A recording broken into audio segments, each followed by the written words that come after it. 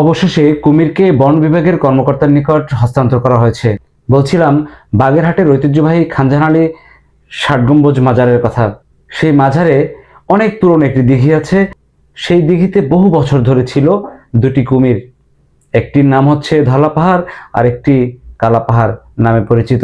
কিন্তু সেই কুমির দুটি বিগত কয়েক বছর আগে মারা গিয়েছে। পরে আমরা জানতে পেরেছি যে অন্যত্র একটি কুমির এনে যার নাম ধলা পাহাড় দিয়ে এই দিঘিতে রেখে দেওয়া হয়। বর্তমানে এই দিঘিতেই সেই ধলা পাহাড় নামে এই কুমিরটি ছিল।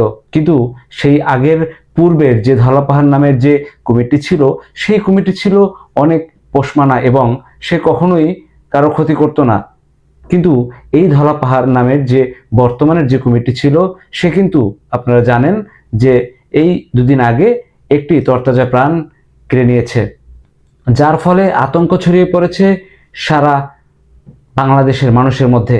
কারণ সারা বাংলাদেশের মানুষ ওখানে যায় এই ঐতিহ্যবাহী খানজাহান ষাট গম্বুজ মাজার দেখতে এবং পরিদর্শন করতে।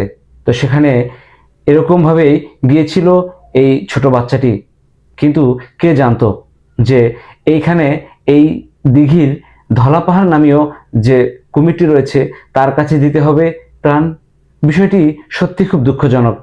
এখন আমার প্রশ্ন হচ্ছে যে ওখানে যদি কুমির পুষতেই হয়, তাহলে কেন ওখানে সিকিউরিটি সেফটির ব্যবস্থা করলো না কর্তৃপক্ষ?